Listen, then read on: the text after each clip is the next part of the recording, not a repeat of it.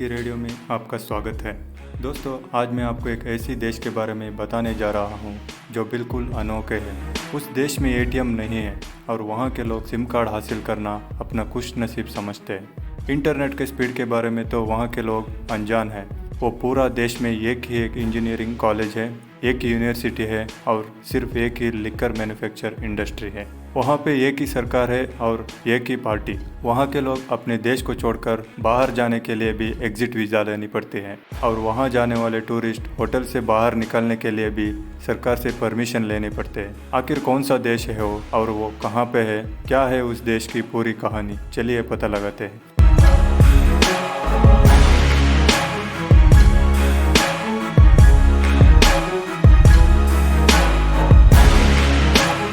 दोस्तों, आप अफ्रीका खंड को जानते ही होंगे।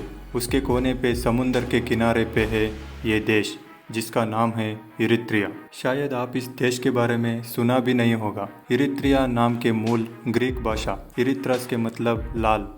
इरित्रस नाम आने को कारण लाल समुंदर।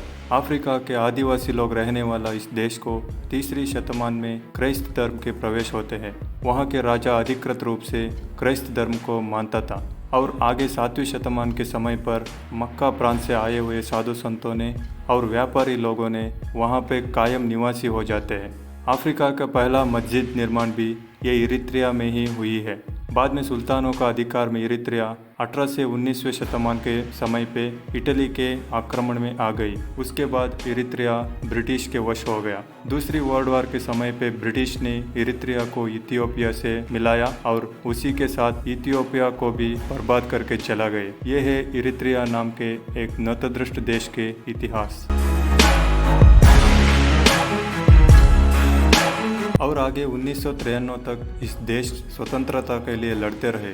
इथियोपिया से छुटकारा पाने के लिए blue rays people's liberation front नाम की सेना निरंतर लड़ाई लड़ी और 1993 में इरित्रिया स्वतंत्र देश बनकर खड़ा हो गया। उसके बाद भी 2018 तक इथियोपिया से सीमा और कई सारे विचारों पर लड़ने वाला इरित्रिया 2018 में शांति की समझौता करके इथियोपिया के साथ अपना समस्या का हाल पा लिया। वहाँ पर अभी अध्यक्षीय प्रजाप्रभुत्व है। 1993 से एक ही अध्यक्ष इस देश को चला रहा है। तब से लेकर आज तक इस देश में अध्यक्षीय चुनाव नहीं हुई है। चुनाव घोषित किए तो भी बाद में वो रद्द हो जाते हैं। यहाँ पे विरोध पक्ष ही नहीं है तो सिर्फ और सिर्फ एक ही पार्टी।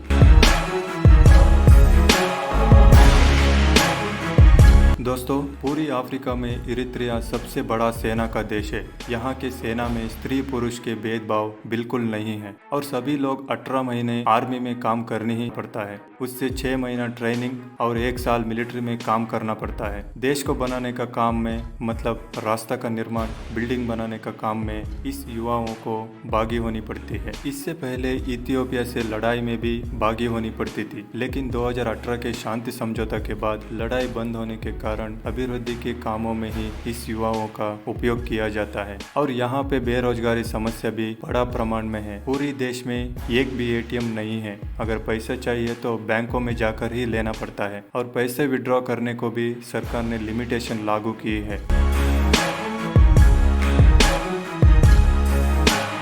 वहाँ का करेंसी को नक्फा कहते हैं। एक आदमी एक बार सिर्फ 6000 नक्फा मतलब इंडियन रुपीस में 25,000 तक ही विड्रॉ कर सकते हैं। यहाँ पे इरित्रिया टेलीफोन सर्विस है। सेल फोन से ज़्यादा लैंडलाइन और पब्लिक फ़ोन है। सिम कार्ड यहाँ के लोगों के लिए सोने जैसा है। उसके लिए लोगों को कई परेशानियों का सामना करना पड़ता है। नेटवर्क मिले तो वो आपकी नसीब है। और यहाँ के लोग तो इरित्रिया छोड़कर दूसरी दुनिया ही नहीं देखी है। अगर कोई इस देश से बाहर गए तो वो कभी लौट कर नहीं आता है। यहाँ की सरकार इतनी आसानी से किसी को देश छोड़कर जाने की अनुमति नहीं देता है। इस देश में पासपोर्ट होने वाले लोग बहुत कम हैं। अप्लाई किए तो भी हासिल होने में सालों लग जाते हैं, इसलिए कोई अप्लाई ही नहीं करते। यहाँ से भागकर जाने वाले युवाओं ने एक तो रेगिस्तान में भूखे मरते हैं या फिर समुद्र में डूबे मरते हैं। ये दोनों में से बच के निकले वाले लोग दूसरे देश में अवैधवासी बन जाते हैं। अगर नसीब अच्छा है तो बचाव होते हैं, नहीं तो वहाँ के बॉर्डर सिक्योरिटी फोर्स के हाथों मर जाते हैं। हैं। इन सभी के बीच इरित्रिया देश 2018 से मतलब इथियोपिया से शांति समझौता करने के बाद अभिवृद्धि के राह पर चल रहा है। यहाँ महिलाओं पे धार्मिक आचरण नाम से चल रहे अमानवीय हिंसाओं को सरकार निषेध किया है, स्वस्थ और स्वच्छ व्यवस्था को सुधारने के लिए कोशिश कर रहा है।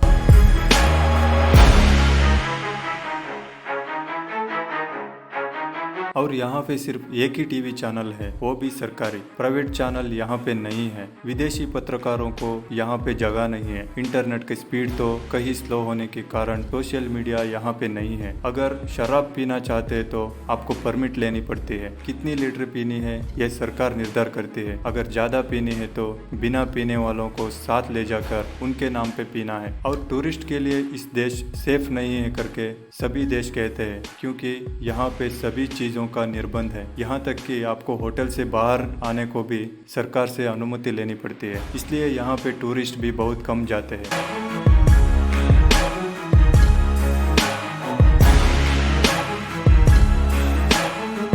दोस्तों, ऐसे इरित्रिया के राजधानी के नाम आस्मारा। देखने में बहुत खूबसूरत शहर है आस्मारा। यहाँ पे चौड़े रास्ते है, खूबसूरत इमारत है, स्वच्छता को यहाँ के लोग अच्छे से मेंटेन किया है। इटली में मोसोलिनी अधिकार में आने के बाद इरित्रिया को अभिवृद्धि करने के बारे में भी इटली अच्छी सोच रखी थी और रोम के खूबसूरत नगर जैसा इरित्रिया के राजधानी आस्मारा को भी बनाया गया है। ये है इरित्रिया जैसे बेनसीब देश की कहानी। फिर लौटूंगा ऐसे ही एक और अनोखी जानकारी के साथ। तब तक के लिए जय हिंद, जय भारत, नमस्कार।